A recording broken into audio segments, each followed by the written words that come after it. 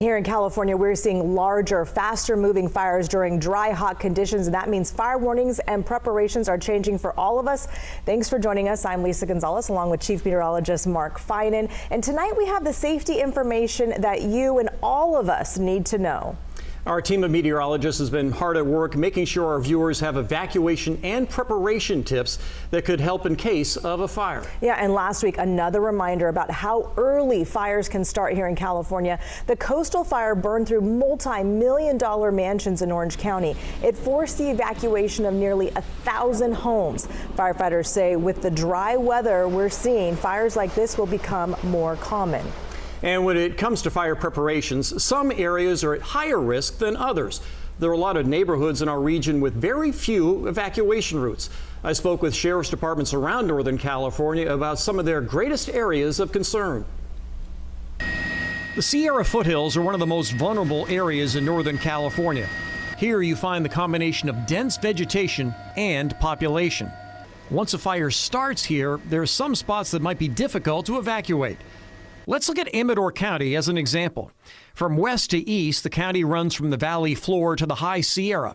And in between, there are communities embedded in the vegetation. Amador County Sheriff Gary Redmond says his county is overdue for a fire. We are overdue with the Butte fire, and then the Caldor fire last year was one of those close calls, and it was based on wind, and that was it. So it's not a matter of if it's going to happen, it's just when this will happen. There are some parts of the county that the sheriff is more worried about than others. Everything east of 49 is really my concern. And with the overgrown brush and the amount of fuel we have, we've got areas up in the Fiddletown, Shake Ridge corridor, all the way up into Pioneer 88. Those are a lot of our main concerns. A network of narrow roads in this area, combined with dense vegetation, will make an evacuation here very difficult. The threat is extremely high.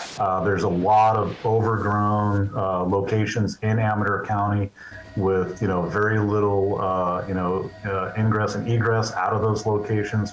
Now is the time to be prepared for fire season. Amador County and most other counties have an alert system you can sign up for to be alerted about evacuations and other emergencies in your area. Now's the time, and we've been talking about this since last year during the Caldor fire. I go to a lot of locations, and myself and my OES coordinator, this is something we always talk about, is making sure you're on that code red notification. Amador County is just one example of the fire danger on the west slope. In Placer County, the sheriff here looks at the town of Forest Hill and the difficulty of an evacuation. El Dorado County has places like Mosquito and Swansboro. These are just a few examples. There are many communities in the foothills that have difficult access in the case of an emergency. If you live in one of these areas, prepare now for how to get out in case of a fire.